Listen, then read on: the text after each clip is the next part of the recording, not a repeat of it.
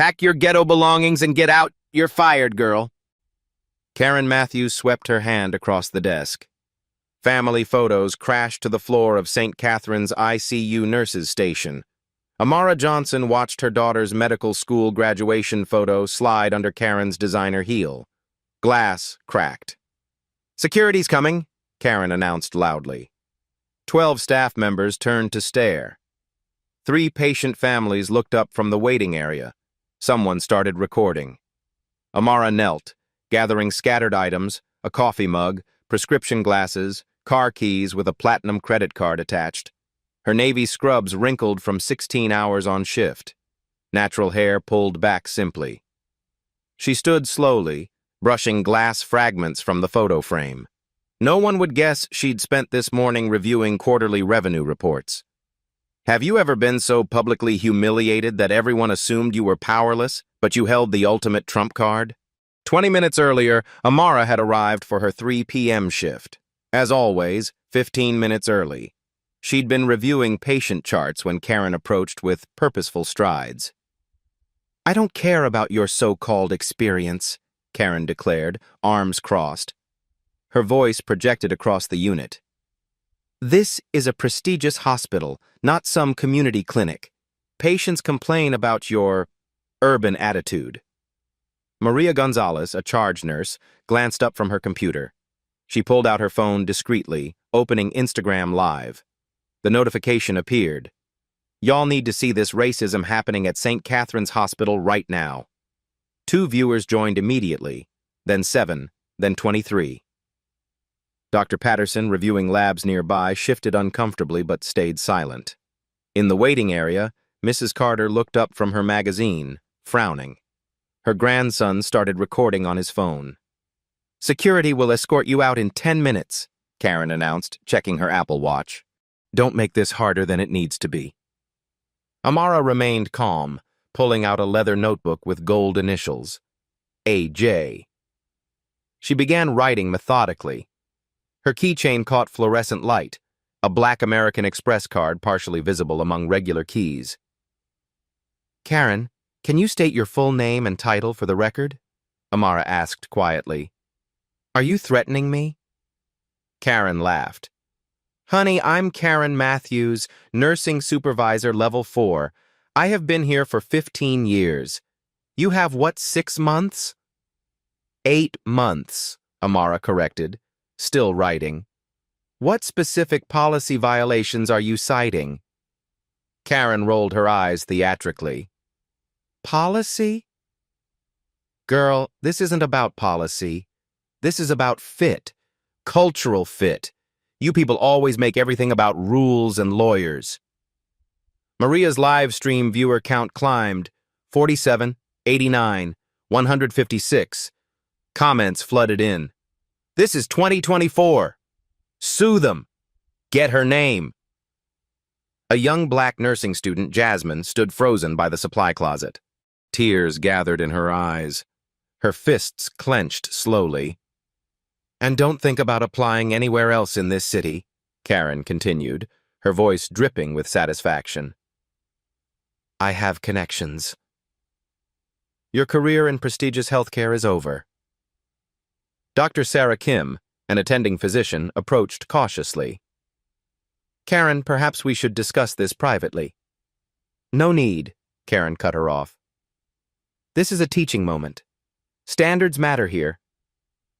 Amara looked up from her notebook. "Have you consulted with the board of directors about this decision?" Karen laughed, a sharp, dismissive sound. "Board of directors? Honey, they don't care about your little feelings. I am the authority here. I decide who stays and who goes." 8 minutes left. Maria's phone showed 312 viewers and climbing. The hospital's main phone began ringing constantly. Janet Webb, assistant administrator, hurried toward the commotion, looking confused. "What's happening here?" Janet asked breathlessly. "Handling a personnel issue," Karen replied smoothly. "Nothing you need to worry about." Janet's brow furrowed. She didn't remember any termination discussions. Amara continued taking notes, her pen moving steadily across expensive paper. Her phone, the latest iPhone in custom leather buzzed with notifications she ignored. First-class airline tickets peeked from her purse. Chicago Medical Conference, premium class, a Johnson. 6 minutes, Karen announced triumphantly. Luis Martinez, one of the security guards approaching reluctantly, squinted at Amara. Something familiar nagged at him, but he couldn't place it. "Ma'am," he said gently, "I'm sorry, but we need you to collect your things." His partner Mike looked equally uncomfortable. Neither had been given details, just told to escort someone out. The waiting area had gone quiet. 4 families now watched the scene unfold, phones recorded from multiple angles. Mrs. Carter whispered to her grandson in Mandarin, shaking her head disapprovingly. Dr. Patterson finally spoke. "Karen, maybe we should wait for HR." "HR works for me," Karen snapped. "They'll rubber stamp whatever I decide." Amara stood slowly, notebook still in hand. She walked to her locker, entering the combination with steady fingers. Inside, a Harvard Medical School diploma in a protective sleeve, business cards, and what appeared to be legal documents. She slipped the diploma into her purse alongside the airline tickets. 4 minutes, Karen called out, addressing her audience more than Amara. "Let this be a lesson. Standards matter here. This is what happens when affirmative action places people where they don't belong." The words hung in the air like poison. Maria's live stream exploded. 1,247 viewers. Number sign St. Catherine's racism began trending locally. The hospital's social media notifications went wild. Jasmine, the nursing student, found her voice. "This isn't right." "Excuse me?" Karen whirled around. "I said this isn't right." She's one of the best nurses here. Everyone knows that. "Well, everyone doesn't make hiring decisions," Karen retorted. "And neither do students. Remember that when you apply for jobs. 2 minutes left." Amara closed her locker quietly. She turned to face the crowd staff, patients' families, security guards, all watching. Some with phones, others with troubled expressions. Karen checked her watch again, savoring the moment. "Time's almost up. Security, please escort her out, now." All eyes turned to Amara. The room held its breath, waiting for tears, for pleading, for the breakdown they expected. Instead, Amara smiled slightly and walked toward the main corridor. But she didn't head for the exit. She walked to the hospital's information board. "Where are you going?" Karen demanded, her voice sharp with irritation. "The exit is the other way." Amara didn't respond. She approached the locked display case marked Hospital Administration and reached into her keychain. Among the regular keys was a small, distinctive one that glinted under the hallway lights. "Hey!" Karen started after her. "You can't just—" The key slid smoothly into the lock. The case opened with a soft click. Maria's live stream count hit 1,847. Comments poured in faster than she could read. "What's she doing? Is that legal? She has a key?" Dr. Kim stepped closer, confusion evident on her face. Janet Webb pulled out her phone, frantically scrolling through emails and memos. Had she missed something? Luis, the security guard, felt that nagging recognition intensified. Where had he seen this woman before? Not here at the hospital, somewhere important, somewhere that mattered. Amara opened the administration folder inside the case. Her movements were deliberate, unhurried. She removed a professional headshot from her purse, not a hospital ID photo, but something that belonged in corporate boardrooms. "Stop her!" Karen hissed to security. "She's vandalizing hospital property." But Luis held up his hand. Something was very wrong here. Or very right. He couldn't tell which. The viewer count on Maria's stream reached 2,100. Local hashtags started forming. Hashtag what is happening. Hashtag St. Catherine's Hospital. Hashtag plot twist. Amara placed her photograph at the top of the Board of Directors section. Beneath it, she added a small placard that had been hidden in her notebook. Dr. Amara Johnson, MD, MBA, Chairman of the Board and Primary Shareholder. The hallway went dead silent. Karen's face was drained of color. That can't be real. But Amara wasn't finished. She pulled out her business card's elegant, expensive card stock and placed one in the information slot. Johnson Medical Holdings, Healthcare Investment and Reform, 67% ownership of St. Catherine's healthcare system. Dr. Patterson's chart clattered to the floor. Janet Webb's phone slipped from her trembling fingers. Luis whispered to his partner, Mike, "Oh my God." "That's Dr. Johnson. My daughter has her picture in our wallet. She donated money to the school district." The live stream viewer count exploded past 3,000. Comments became a waterfall of shock and celebration. Karen stood frozen, mouth slightly open, watching her entire world reshape itself in real time. The silence stretched like a held breath. 15 seconds. 20. Karen's voice came out as a croak. That's not possible. You're just a nurse. You can't be... Amara turned slowly, her expression unchanged.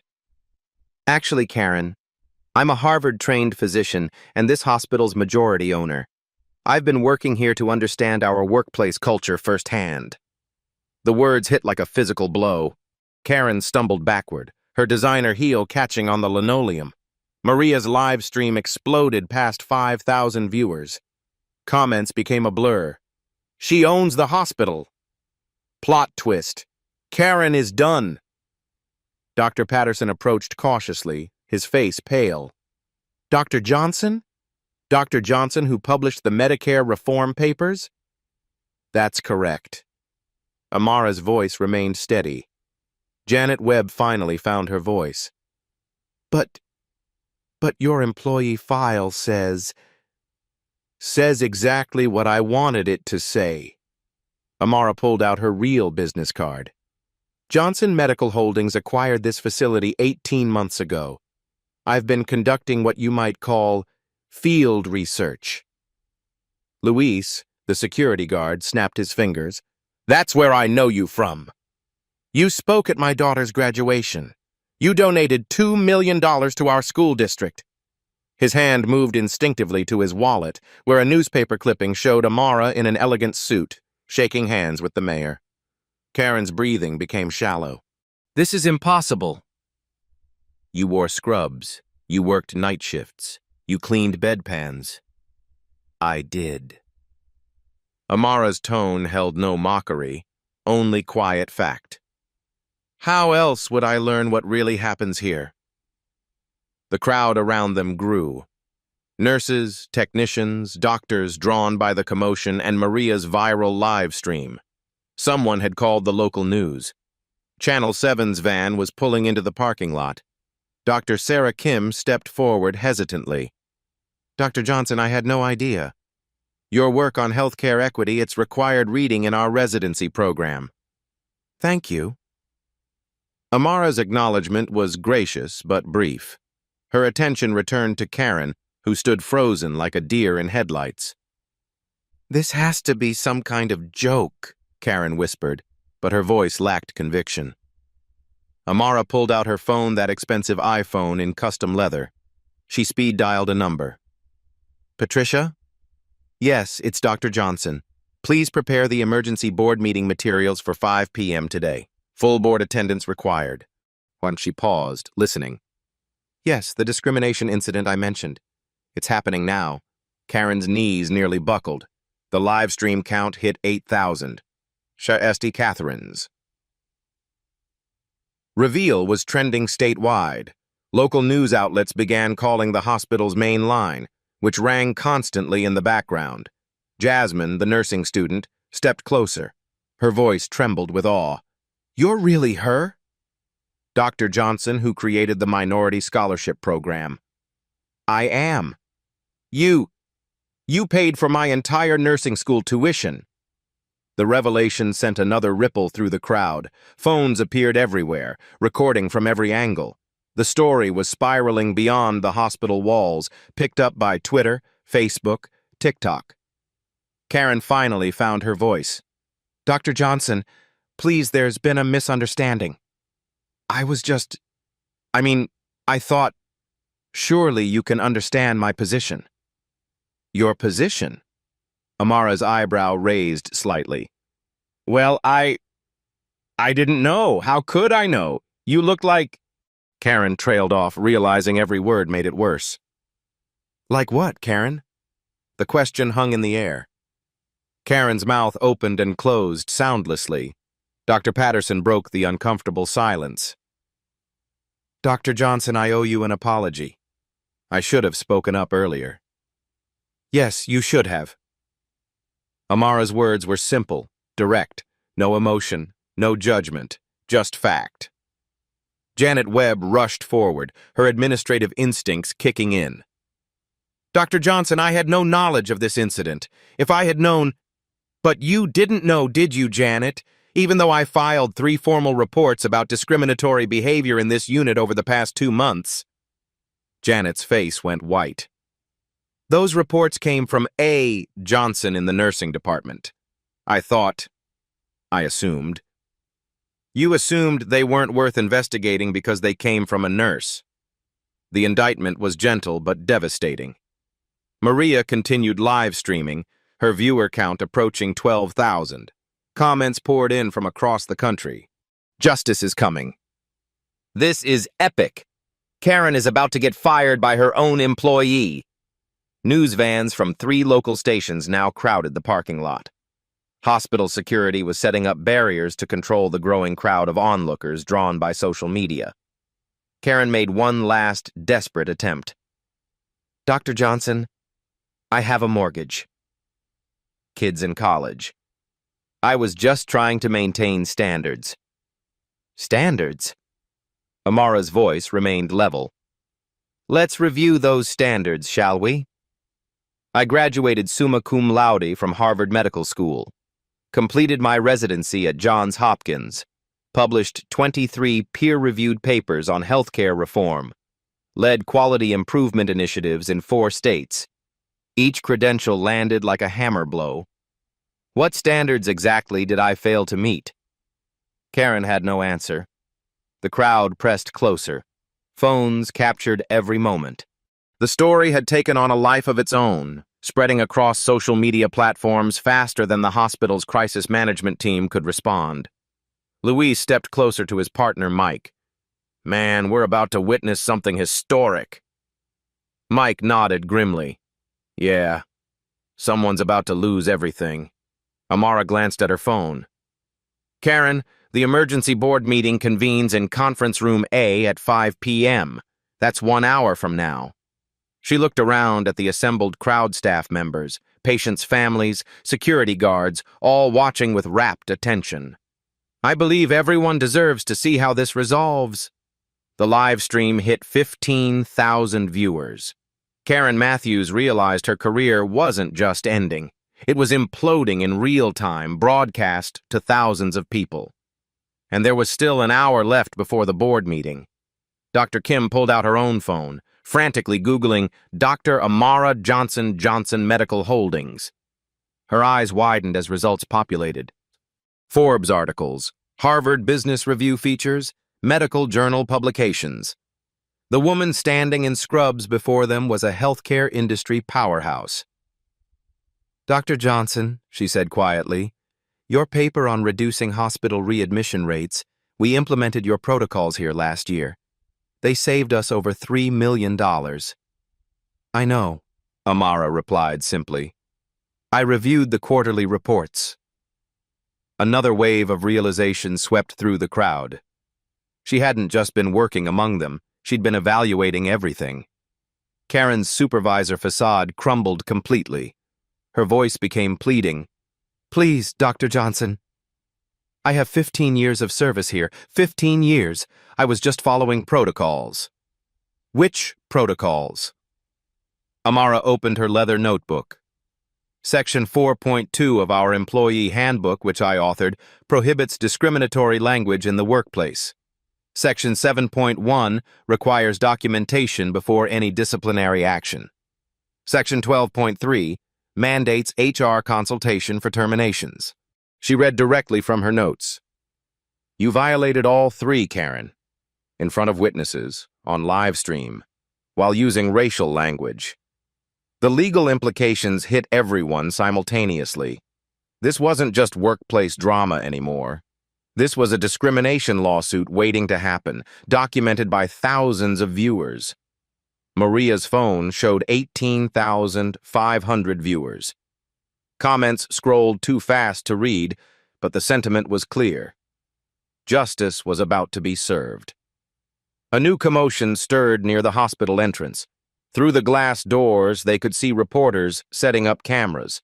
The story had leaked beyond social media. Mainstream news was arriving. Hospital CEO Richard Brennan burst through the crowd, still in his golf clothes. Someone had clearly called him off the course. He spotted Amara and stopped short. Dr. Johnson.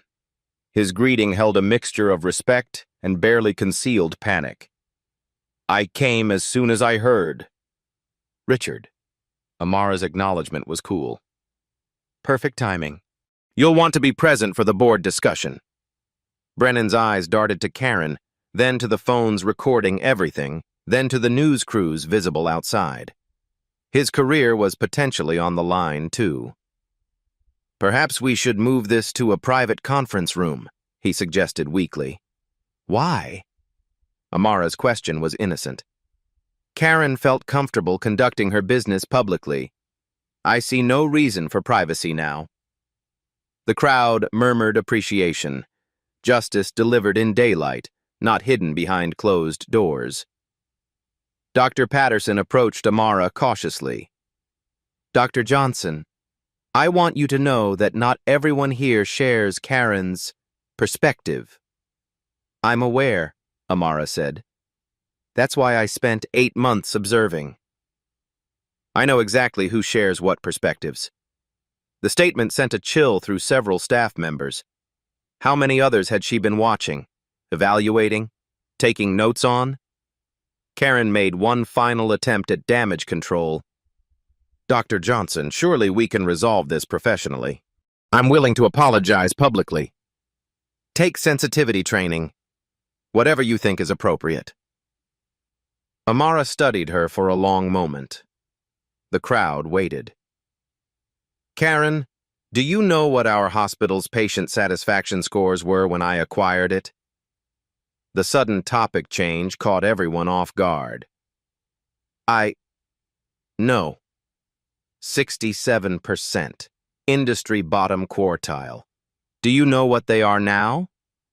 Karen shook her head. 91%. Top 5% nationally. Do you know the single biggest factor in that improvement? Silence. Staff diversity and cultural competency. The very things you just told 15,000 live stream viewers don't matter in prestigious healthcare. The business case was devastating. Karen hadn't just been discriminatory, she'd been actively working against the hospital's success. News crews were now setting up just outside the main entrance. The story had officially gone viral. #HospitalOwnerReveal was trending nationally. Amara checked her watch. 57 minutes until the board meeting. Karen, I suggest you use that time wisely. The next 50 minutes passed like a slow-motion disaster for Karen. News crews interviewed hospital staff in the parking lot. Maria's live stream had been picked up by major news outlets. The #Justice at St. Catherine's was trending across 3 platforms, but Amara wasn't finished revealing her cards. At 4:55 p.m., she walked calmly to Conference Room A. The boardroom's glass walls had been covered for privacy, but the main corridor buzzed with anticipation. Staff members lingered, finding excuses to work nearby. Karen sat in the hallway on a bench, her designer blazer wrinkled, makeup smudged. She'd spent the hour making frantic phone calls to attorneys, friends, anyone who might help. None had. CEO Brennan emerged from his office, straightening his hastily changed suit. He'd been on emergency calls with the hospital's board members, legal team, and PR firm, R. The damage was spreading faster than they could contain it. Dr. Johnson, he approached tentatively. The board is assembled. All 7 members are present, either in person or via video conference. Excellent.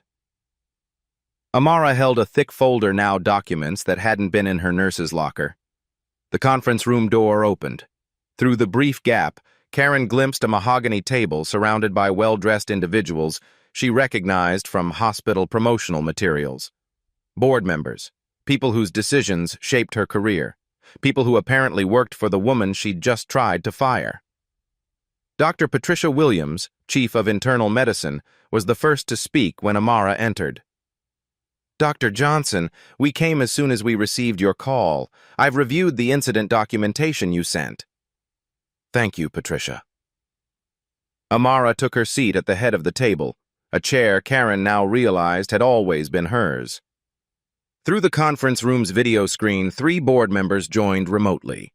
Dr. Marcus Thompson from Seattle, Attorney Sarah Carter from the legal firm, and CFO David Rodriguez from their Chicago office. Before we address today's specific incident, Amara began, opening her folder, I want to review why we implemented our undercover assessment program. She clicked a remote. The wall screen displayed a PowerPoint presentation that had clearly been prepared long in advance. Slide 1. Patient satisfaction scores by demographic. Notice the significant disparity in satisfaction ratings between white patients and patients of color. 18 percentage points lower for black patients, 14 points lower for Hispanic patients. Board members leaned forward, studying the data. Slide 2. Staff turnover rates. We lose 34% of minority nursing staff within their first year. Exit interviews consistently cite cultural issues and lack of advancement opportunities. Dr. Thompson spoke from Seattle. Dr. Johnson, are you suggesting systematic discrimination? I'm not suggesting it, Marcus. I'm documenting it. The next slide showed an organizational chart. Slide 3. Leadership demographics. Of 15 department supervisor positions, 14 are held by white employees. Of those 14, 9 have documented complaints regarding discriminatory behavior. Karen's name appeared highlighted in red. Karen Matthews, 7 formal complaints filed over 2 years. 3 by black employees, 2 by Hispanic employees, 2 by Asian employees. All complaints were dismissed by her immediate supervisor as personality conflicts. The room fell silent except for the hum of air conditioning. Her immediate supervisor? Dr. Carter asked from the video screen. Assistant Administrator Janet Webb, who admittedly never investigated the reports because they came from nursing staff. The legal implications were staggering. Systematic discrimination, pattern of behavior, documented complaints ignored by administration. CFO Rodriguez pulled up numbers on his tablet. Dr. Johnson, what's our potential exposure here? Conservatively, 8 to 12 million in discrimination settlements. More problematically, we risk losing our Joint Commission accreditation if this pattern continues. The room's atmosphere shifted. This wasn't just about Karen anymore. This was about the hospital's survival. Which brings me to today's incident. Amara clicked to the next slide. Recorded live stream viewed by over 40,000 people. Racial language used publicly. Termination attempted without cause, documentation, or HR consultation. She paused, letting the weight settle. Karen Matthews called me ghetto on camera. She claimed I was placed here through affirmative action. She boasted about having connections to destroy my healthcare career. All of this was broadcast live and is now preserved permanently online. Board member Dr. Jennifer Walsh, attending in person, spoke carefully. Dr. Johnson, what outcome are you seeking? This was the moment everyone had been waiting for. Karen, watching from the hallway, held her breath. I want systematic change, Amara said simply. This incident is a symptom, not the disease. She clicked to her final slide. The Johnson Equity Protocol. Mandatory bias training for all supervisory staff. Anonymous reporting system accessible via mobile app. Diversity requirements for all leadership positions. External auditing of hiring and promotion practices. The board members exchanged glances. These weren't punitive measures, they were comprehensive reforms. And regarding Karen Matthews specifically? Dr. Williams asked. Amara paused, considering. Through the glass, she could see Karen waiting in the hallway, surrounded by the wreckage of her career. That depends on Karen herself. The conference room door opened. Amara gestured for Karen to enter. Karen walked in on unsteady legs, her world having completely collapsed in the span of 2 hours. Sit down, Karen. Karen took the chair at the far end of the table as far from Amara as possible. You have 2 choices, Amara said, her voice calm but carrying absolute authority. Option 1, immediate resignation with a neutral reference and standard severance package. You publicly apologize for your conduct and commit to completing a comprehensive diversity training program at your own expense. Karen nodded frantically. Yes, absolutely. I'll do whatever. I'm not finished. Amara's interruption was gentle but firm. Option 2, termination for cause. Your actions will be documented in your permanent employment record. The discrimination lawsuit that this incident will inevitably generate will name you personally as a defendant. The choice wasn't really a choice at all. Furthermore, Amara continued, your conduct has exposed this institution to significant legal and financial risk. Our insurance carriers will be notified. Your professional references will accurately reflect today's events. Karen's face was white. Her 15 years of healthcare management experience would be worthless if she couldn't get references. However, Amara said, and Karen looked up with desperate hope, if you choose option 1 and genuinely commit to change, if you complete the training, issue a sincere public apology, and demonstrate real growth, your reference will reflect your years of service here, not just today's incident. It was more mercy than Karen deserved, and everyone in the room knew it. Dr. Johnson, Karen's voice was barely a whisper. I chose option 1. I'm sorry. I'm so very sorry. But Amara held up one finger. There was still more. There's something else you should know, Karen. The room held its breath. The reason I could afford to buy this hospital? The reason Johnson Medical Holdings has $47 million in healthcare investments? Karen waited, dreading whatever was coming next. I developed and sold 3 medical software companies before I turned 35.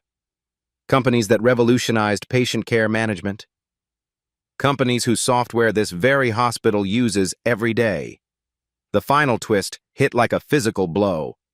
Not only was Karen's victim the owner of the hospital, she was one of the most successful healthcare entrepreneurs in the country.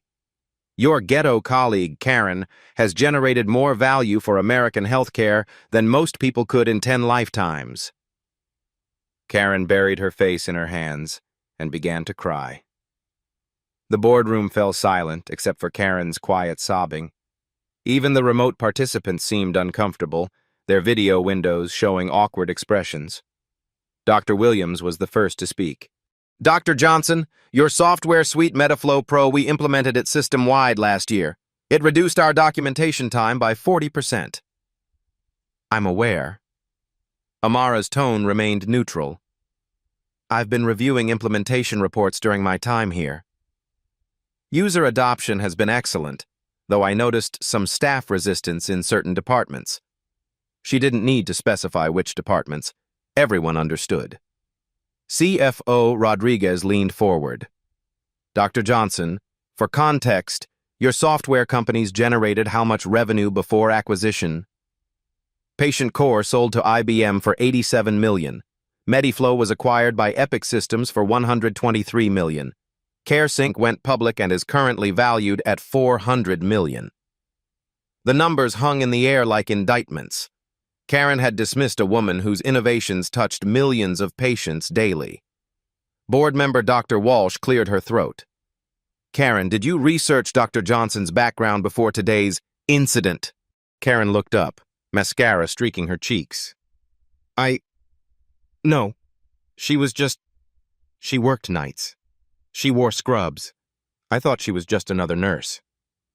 Just another nurse, Dr. Thompson repeated from Seattle, his voice carrying judgment. I didn't mean... Karen started, then stopped. Every word made it worse. Amara consulted her notes. Karen, you also mentioned having connections that would end my healthcare career. Can you elaborate? Karen's face flushed red. I was angry. I didn't really have any connections that could hurt you. So you were lying? Yes. The admission came out as a whisper. Lying to intimidate someone you believed was powerless. Karen nodded miserably. Attorney Carter spoke from the video screen. Dr. Johnson, from a legal perspective, we're looking at clear-cut discrimination, intimidation, and abuse of authority. Ms. Matthews is fortunate you're offering option 1. I understand the legal ramifications, Sarah. Amara turned back to Karen. But I'm more interested in preventing future incidents than punishing past ones. She clicked to a new slide. Karen, your department has the worst minority retention rate in the hospital. 78% of non-white staff request transfers within 6 months. Did you ever wonder why? Karen shook her head. Because of the environment you created. The subtle comments, the different standards, the assumption that diversity equals lowered quality. The data was devastating, presented without emotion, but with surgical precision. Dr. Williams added, Karen, 3 excellent nurses requested transfers from your unit just last month. All cited cultural issues. I was trying to maintain standards, Karen said weakly. Whose standards? Amara asked. The standards that led to our previous 67% patient satisfaction rate? The standards that created a toxic work environment? The standards that violated federal anti-discrimination law? Each question landed like a hammer blow. CEO Brennan shifted uncomfortably. Dr. Johnson, how do we move forward from here? Amara looked around the table, at board members who'd trusted her vision, at executives scrambling to contain damage, at a woman whose prejudices had nearly destroyed her own career. Karen makes her choice. Now, on the record, in front of witnesses.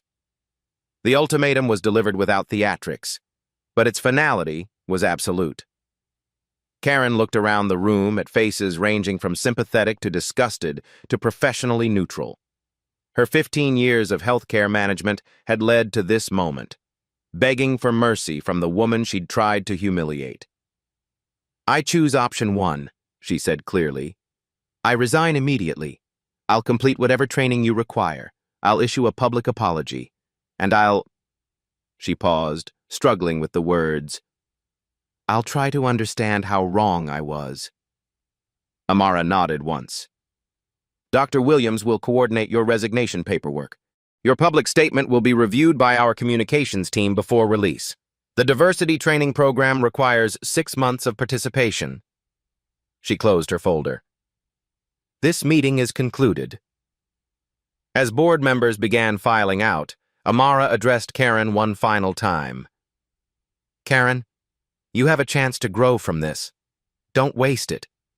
Karen nodded, unable to speak. Outside in the corridor, news crews waited. Social media buzzed with updates. The story had grown beyond a workplace incident. It had become a symbol of justice served and systems changed. But for Amara, the real work was just beginning. Karen's resignation was just the beginning.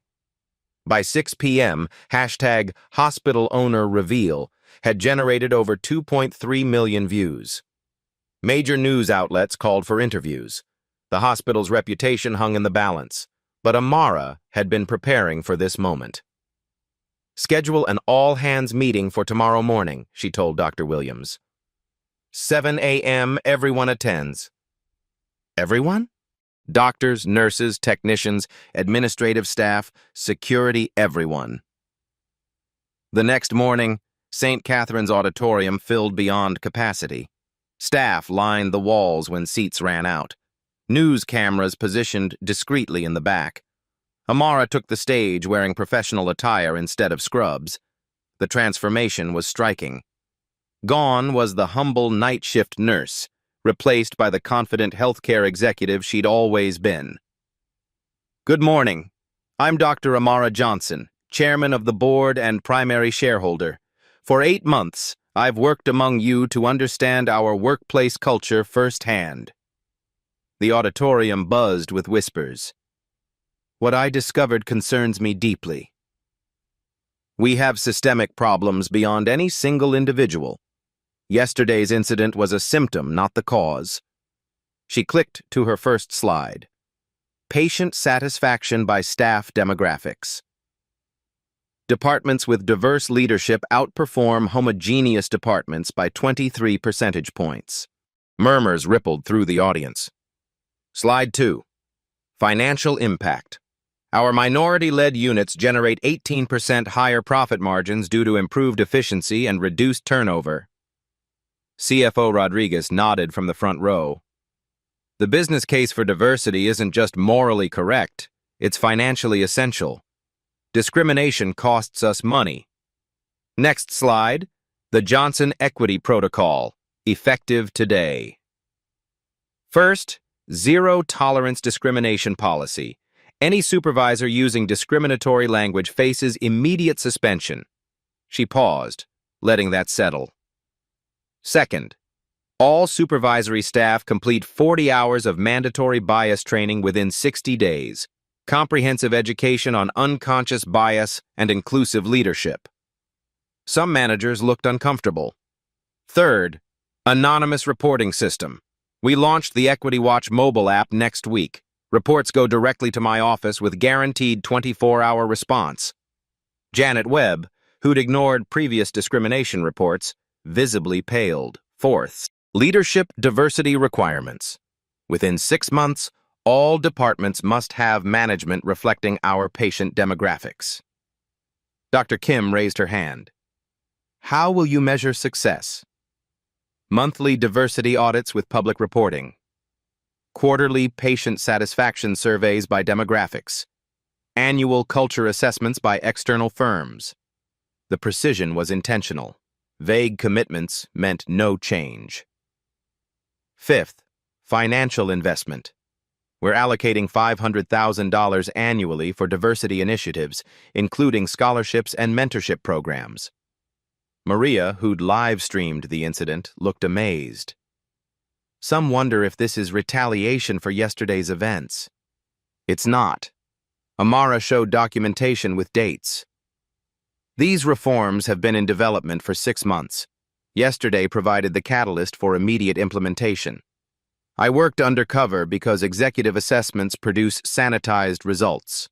People behave differently around authority. I needed unfiltered truth. Dr. Thompson spoke from the video screen. What about staff who resist changes? Change is mandatory. Adaptation is optional. Staff who can't embrace inclusive practices will find opportunities elsewhere. Jasmine, the nursing student, raised her hand. Will this affect patient care quality? Diverse teams make fewer medical errors. They catch mistakes homogeneous groups miss. These changes enhance quality, not diminish it. She showed research. Studies from Johns Hopkins, Mayo Clinic, and Harvard Medical show correlation between staff diversity and patient safety. Implementation starts Monday. Equity Watch launches Tuesday. Training schedules distributed Wednesday. Diversity audits begin Thursday. The rapid timeline prevented resistance from organizing. Dr. Williams stood. What support will management receive? Each department head gets a dedicated diversity consultant for 90 days. We're partnering with Harvard Business School's Inclusion Institute. Luis, the security guard, spoke up. What about hourly workers? Everyone gets training. Cultural competency isn't just for management. Final point, accountability. I'll conduct monthly unannounced walkabouts to observe our culture.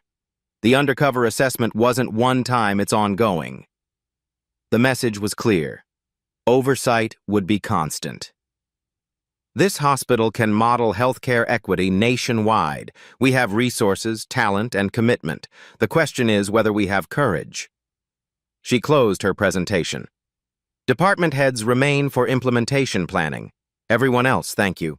As staff filed out, conversations buzzed with excitement and concern. The 15 department heads who remained represented the hospital's leadership backbone. Amara studied their faces, apprehension mixed with determination. "Let's be direct," she began. "Some of you supported discriminatory practices through silence. Others actively participated.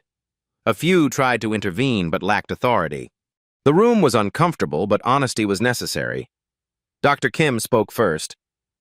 "I should have said something during Karen's incident. I was concerned about overstepping. Boundaries that allowed discrimination to flourish," Amara replied without malice. "That changes now. Every leader has authority to intervene." She distributed thick folders. "Your implementation packages contain department-specific action plans. Review them tonight." Janet Webb raised her hand. "How do we handle staff claiming changes are too fast?" "Change is uncomfortable, but maintaining the status quo was devastating our culture and costing millions in turnover. Fast implementation prevents organized resistance." She showed financial projections. Conservative estimates show these reforms will save $4 million annually in reduced turnover, improved efficiency, and enhanced patient satisfaction. Furthermore, our insurance premiums will decrease significantly once we demonstrate systematic bias prevention. CFO. Rodriguez nodded approvingly. Dr. Carter looked worried. 40 hours training in 60 days seems ambitious. We're hiring temporary supervisors for coverage during training. No department will be understaffed. Tom Bradley asked about the Equity Watch app. How do we prevent misuse for petty complaints? Built-in filtering reviews all reports. Frivolous complaints are flagged automatically. Serious issues get immediate escalation. Resistance is expected and manageable, Amara said. Document it, address through training, escalate persistent cases to HR. We're changing culture, not personalities. She leaned forward. I spent 8 months watching dedicated professionals tolerate intolerable behavior because they felt powerless. That ends now. Dr. Williams asked, what if these reforms don't work? Amara smiled slightly. Failure isn't an option. We have data, resources, executive commitment, and public accountability. The meeting concluded with clear assignments and expectations. As managers filed out, Amara remained behind, reviewing notes. The transformation she'd envisioned was beginning. Her phone buzzed with updates. The viral video had evolved beyond discrimination. It was becoming a case study in corporate accountability. 3 other hospital systems had called requesting consultation. Universities were incorporating the incident into healthcare management curricula. But Amara knew the real test lay ahead. Announcing reforms was straightforward. Sustaining them required vigilance and unwavering commitment. She thought about Karen, who'd submitted her resignation that morning. The woman's career had imploded in 48 hours, but she'd been given redemption through training. Dr. Williams returned. Staff reactions are mostly positive. Some are concerned about speed, but overall enthusiasm is high. Expected, Amara replied. Enthusiasm is easy. Consistency is harder. We'll see true commitment when cameras leave and novelty wears off.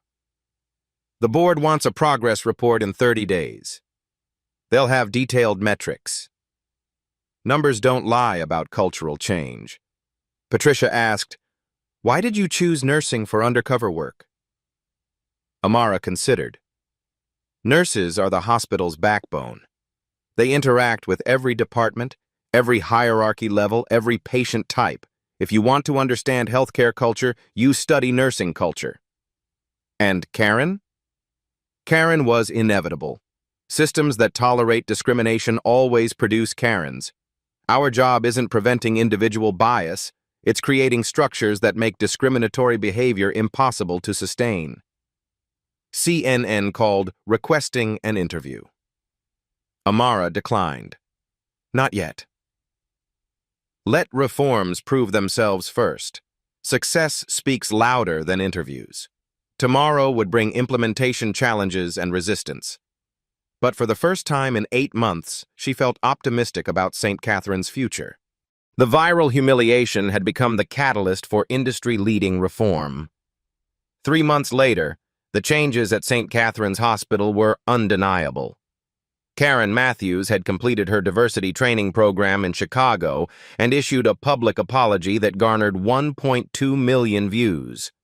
Her statement was genuine, vulnerable, and transformative, not just for her, but for viewers who recognized their own biases in her words. "I thought I was maintaining standards," she said directly to the camera. "Instead, I was maintaining barriers." Dr. Johnson taught me the difference between excellence and exclusion. The hospital's transformation was measurable in hard data. Patient satisfaction scores had climbed from 91% to 96% now, ranking in the top 1% nationally. The improvement was most dramatic among patients of color, whose satisfaction ratings increased by 34 percentage points. Staff turnover among minority employees dropped from 34% to 8%. Exit interviews, when they occurred, cited career advancement opportunities rather than cultural issues. The Equity Watch app had processed 127 reports in its first quarter. 83 were resolved at the department level through coaching and additional training. 12 required formal HR intervention. 3 resulted in terminations for persistent discriminatory behavior. Most importantly, 39 reports were compliments staff members, recognizing colleagues who demonstrated exceptional inclusive behavior. Maria Gonzalez, whose live stream had started everything, was promoted to charge nurse with a 15% salary increase. She'd also started a healthcare advocacy blog that attracted 50,000 monthly readers. "Dr. Johnson didn't just change our hospital," she wrote in her latest post. "She showed us how one person with courage can transform an entire system." Jasmine, the nursing student who'd received a full scholarship through the Diversity Fund, was excelling in her final semester. She'd been accepted to 3 graduate programs and planned to specialize in healthcare equity research. Luis Martinez, the security guard who'd recognized Amara, had a different kind of success story. His daughter received a full scholarship to medical school through the Johnson Medical Holdings Educational Foundation. "Dr. Johnson remembered our conversation," he told anyone who'd listen. "She kept her word about supporting our kids' dreams." The ripple effects extended beyond St. Catherine's walls. 47 hospitals across 12 states had implemented modified versions of the Johnson Equity Protocol. Medical schools were incorporating bias recognition training into their standard curricula. Healthcare management programs used the St. Catherine's case study as required coursework. Dr. Amara Johnson had been invited to speak at the National Healthcare Leadership Conference, where her presentation on undercover leadership assessment received a standing ovation. But the real validation came from unexpected sources. Dr. Patterson, the physician who'd remained silent during Karen's discriminatory tirade, approached Amara after a staff meeting 6 weeks into the reforms. "Dr. Johnson, I owe you an apology and a thank you." "Explain." "I was raised to avoid confrontation, especially about race. I told myself that staying quiet was professional neutrality. Your reforms forced me to examine that cowardice." He paused, gathering courage to continue. "Last week, I witnessed Dr. Carter making inappropriate comments about a black resident's competence. Instead of staying silent, I intervened immediately and reported it through Equity Watch." How did that feel? Terrifying at first, then empowering. I realized that silence wasn't neutral, it was complicit. Dr. Carter had been required to complete additional bias training and was now one of the program's strongest advocates, crediting the intervention with preventing a career-damaging pattern of behavior. The hospital's financial performance reflected the cultural transformation. Revenue increased 12% as word-of-mouth referrals grew, particularly within communities of color who'd previously avoided St. Catherine's due to reputation concerns. Malpractice insurance premiums decreased 8% due to improved patient communication and reduced errors. The Joint Commission, healthcare's primary accrediting body, cited St. Catherine's as a model institution for inclusive care delivery during their annual review. Most significantly, employee engagement scores reached record highs. The annual staff survey showed 94% of employees felt respected and valued at work, compared to 67% the previous year. Janet Webb, the assistant administrator who'd initially ignored discrimination reports, had undergone the most dramatic personal transformation. "I thought I was being efficient by dismissing complaints without investigation," she admitted during a leadership team meeting.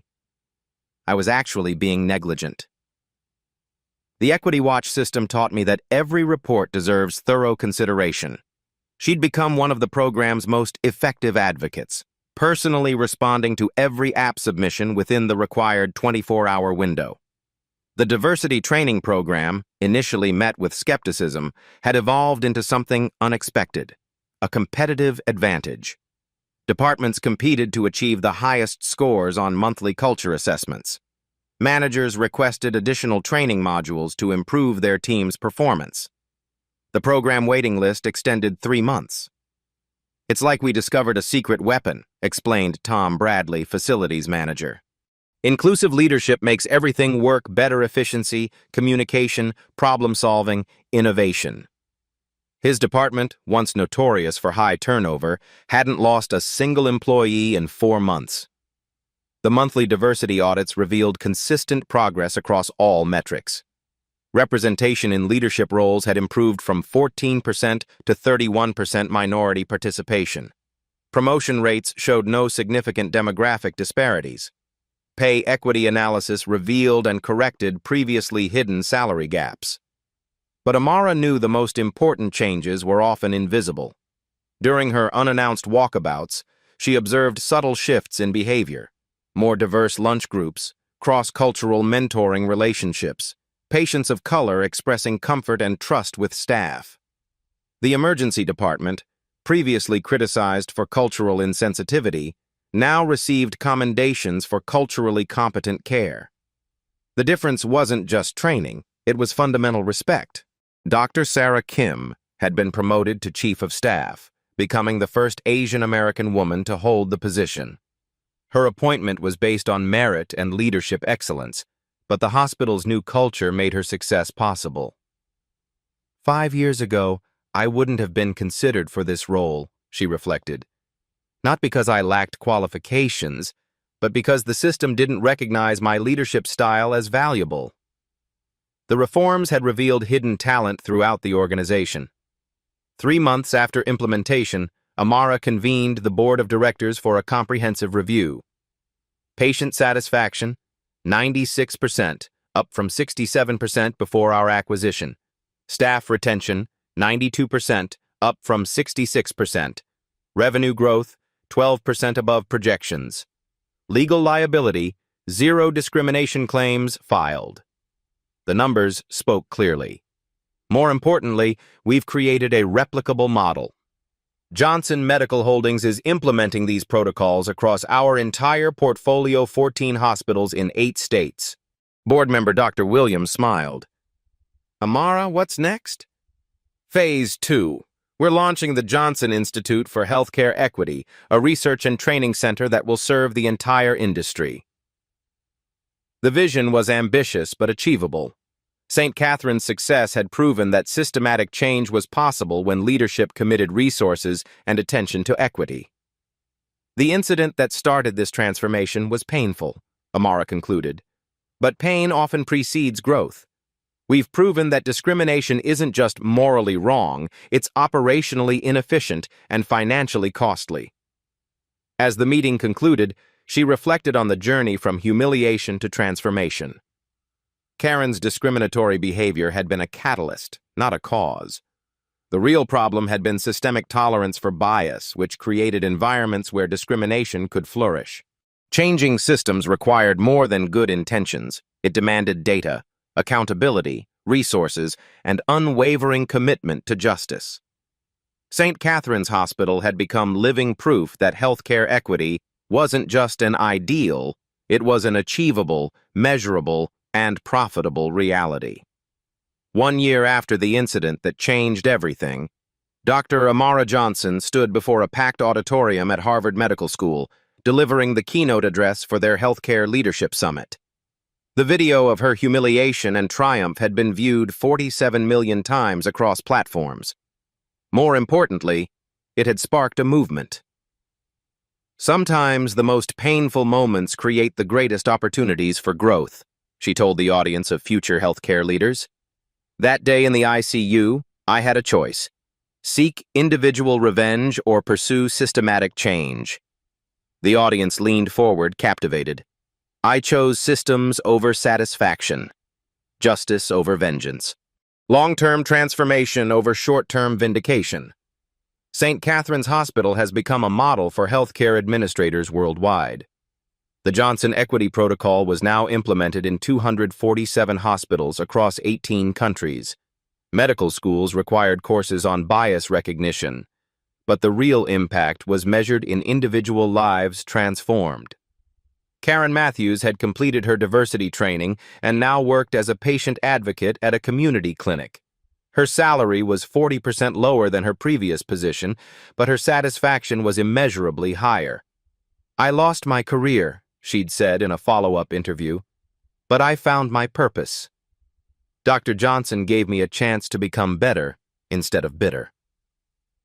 Maria Gonzalez had been accepted to nurse practitioner school on full scholarship. Her healthcare advocacy blog now reached 400,000 monthly readers.